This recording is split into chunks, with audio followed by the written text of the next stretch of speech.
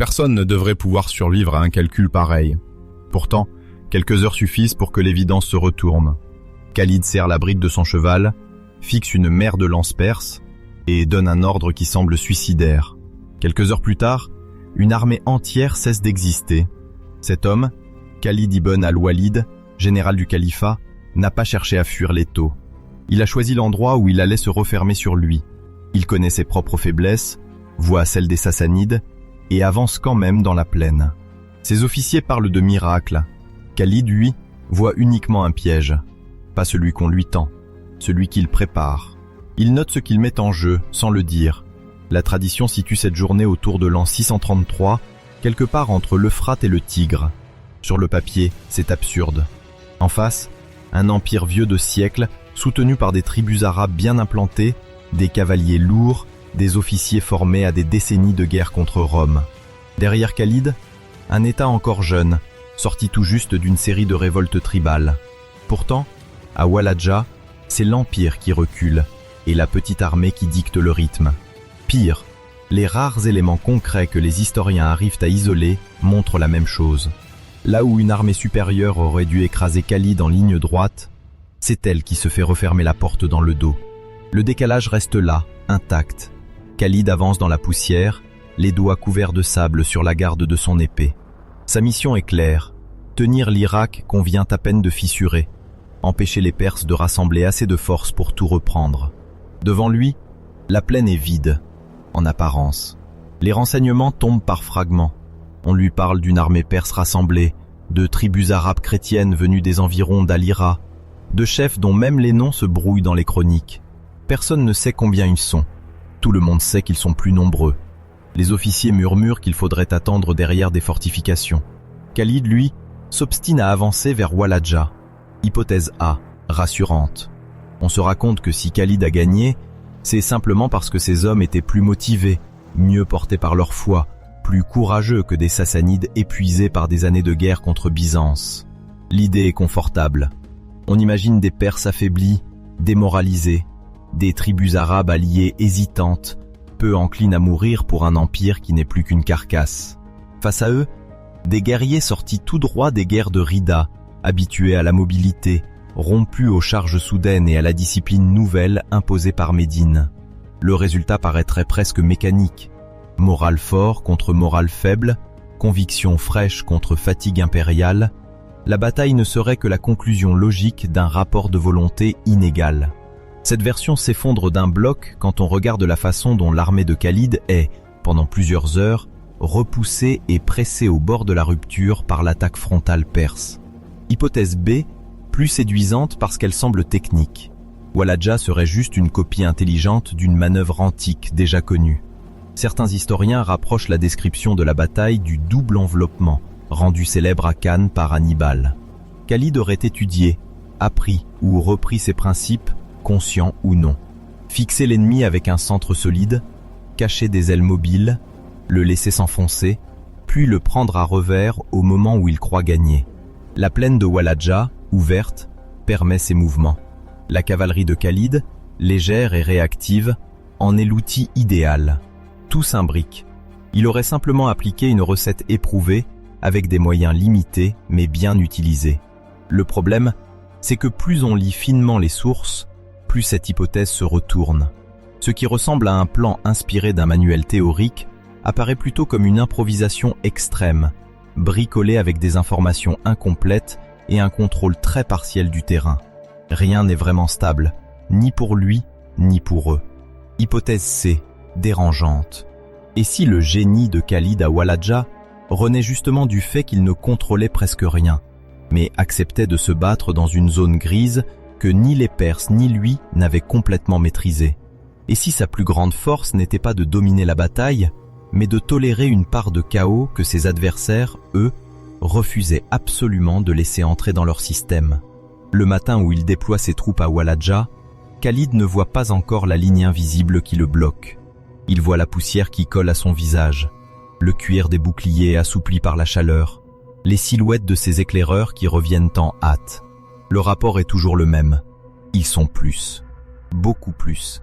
Cette fois, les Perses ont compris la menace. Ils n'envoient plus seulement un détachement. Ils rassemblent ce qu'ils peuvent, ajoutent des contingents arabes de la steppe, des hommes qui connaissent chaque repli de terrain autour de la plaine. Ils comptent utiliser leur masse pour broyer le centre musulman, en s'appuyant sur leurs alliés locaux pour contourner, harceler, couper les routes. Khalid, lui, n'a pas ce luxe. Il ne peut pas se permettre de perdre ici. Derrière lui, l'autorité de Médine sur l'Irak tient à peine. Les victoires précédentes ont impressionné, mais les tribus regardent encore vers Ctésiphon. Une seule défaite nette et tout peut se renverser. Les accords conclus à Al-Hira, les routes sécurisées, les ralliements fragiles. Le mur n'est pas une forteresse, ni une ligne de lance. C'est ce point simple et brutal. Il ne dispose pas d'assez d'hommes pour à la fois tenir un front solide et empêcher l'ennemi de l'envelopper. S'il étale trop sa ligne, elle casse au centre. S'il la resserre, les flancs se font déborder. Dans tous les cas, le raisonnement classique le condamne. Alors il fait quelque chose de contre-intuitif. Il accepte de vivre quelques heures avec cette impossibilité. Il place une partie de sa cavalerie en retrait, hors de la vue directe, utilisant les ondulations discrètes de la plaine. Il donne à ses fantassins un rôle terrible. Encaisser, tenir, retarder. Les Perses attaquent. L'impact est violent. Les hommes de Khalid reculent pas à pas. Les boucliers heurtent les côtes. Les bras tremblent sous le poids répété des chocs. Derrière, certains savent qu'une partie de la cavalerie est ailleurs. On ne leur a pas tout expliqué. Ce qu'ils ressentent, c'est surtout ce manque. Moins de chevaux à leur côté, moins de renforts visibles. La peur se glisse exactement là. Le mur, c'est cette sensation physique de déficit, au moment même où l'ennemi pousse. Les sources parlent d'un centre musulman en difficulté, pressé. On imagine le cuir qui entaille la peau au niveau de l'épaule, là où la sangle du bouclier frotte en continu. Ça brûle, ça cisaille peu à peu. Et à chaque mouvement, cette douleur rappelle la même idée. On est trop peu nombreux pour supporter ça longtemps. Politiquement, rien n'aide. Les Sassanides, même affaiblis par leur guerre passée, gardent encore une légitimité d'empire. Les aristocraties locales leur doivent toujours des années de protection, de privilèges. Les officiers perses veulent qu'une victoire éclatante pour restaurer l'image d'un pouvoir central déjà chahuté. Ils ont besoin d'écraser ce corps expéditionnaire pour envoyer un message aux tribus. L'ordre ancien tient encore. Khalid voit cette obsession. C'est là que son mur se fissure. Il comprend que l'ennemi veut une image nette, une victoire propre, un front brisé devant témoins. En se cramponnant à cette vision, les généraux perses s'interdisent quelque chose. Reculer au bon moment, accepter un repli tactique, rompre la symétrie du choc. Ils ne peuvent pas se résoudre à laisser l'ennemi leur échapper ou à ne pas gagner en face. Alors, Khalid laisse la bataille se déformer. Il laisse ses hommes souffrir dans cette zone rouge où tout semble céder. Le centre plie, s'incurve, absorbe. L'ennemi, lui, avance avec trop de confiance, persuadé que la masse fera tout. C'est à cet instant précis que la plaie à l'épaule devient un point de bascule. Si les fantassins lâchent, tout s'écroule. S'ils tiennent encore quelques instants, une autre bataille commence. Rien ne bouge en surface, et pourtant tout bascule là. Les spécialistes d'histoire militaire s'accordent dans l'ensemble à voir à Walaja une victoire tactique fondée sur une manœuvre d'enveloppement par cavalerie, rendue possible par l'usage intelligent du terrain et le maintien d'un front d'infanterie cohérent. Mais dès qu'ils entrent dans le détail, le consensus se fissure. Certains parlent d'un plan longuement prémédité, d'autres d'une adaptation opportuniste à une armée perse moins bien coordonnée qu'elle n'en avait l'air. Et plusieurs soulignent que les chiffres et descriptions précises des chroniques semblent gonflés, voire reconstruits a posteriori.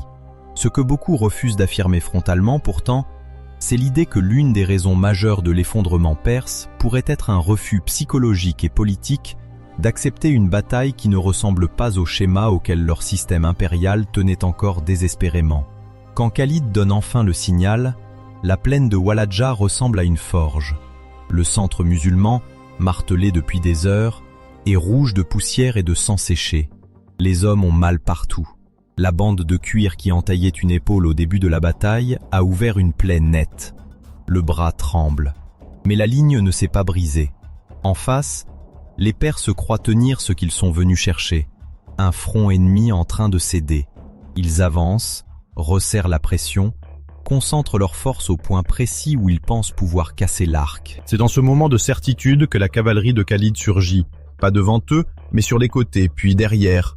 Les sources décrivent un enveloppement, un mouvement qui se referme comme une mâchoire. On ne sait pas combien ils sont. On sait que l'effet est brutal. L'armée perse, persuadée de pousser un adversaire acculé, se découvre soudain cernée. Les tribus arabes alliées, coincées dans ce mouvement, perdent le repère des lignes, ne savent plus si l'issue est devant, derrière, à gauche. La plaine ouverte se transforme mentalement en piège. Khalid n'a pas plus d'hommes qu'au début. Il n'a pas de renfort miraculeux. Ce qu'il a, c'est ce laps de temps gagné par la résistance de son centre, et cette capacité à introduire un désordre soudain, contrôlé pour lui, insupportable pour l'ennemi. Là où les généraux perses cherchaient un affrontement lisible, il impose un brouillage complet. Et c'est là que l'illusion se brise, pour lui aussi. On aime l'image de Khalid, maître absolu de sa bataille, guidant chaque escadron comme des pièces sur un échiquier. Mais sur le terrain, ses messagers courent dans une poussière opaque. Les ordres se perdent, certains groupes réagissent en retard ou trop tôt. Ce qu'il découvre ce jour-là, c'est que son génie ne repose pas sur une maîtrise parfaite, mais sur sa capacité à accepter que la bataille lui échappe partiellement, tout en pariant que l'ennemi la supportera encore moins que lui. Il croyait peut-être, avant Walidja, que la victoire venait de la supériorité intrinsèque de ses hommes, de leur foi, de la justesse de leur cause, ou de la faiblesse structurelle d'un empire usé. Ce jour-là, ses certitudes se fissurent. Il voit des soldats sur le point de fuir retenir leur fuite uniquement parce qu'ils n'ont nulle part où aller. Il voit des cavaliers perses, théoriquement mieux équipés, paniquer au moment où ils comprennent qu'il n'existe plus de direction sûre. La bataille se termine par une dislocation.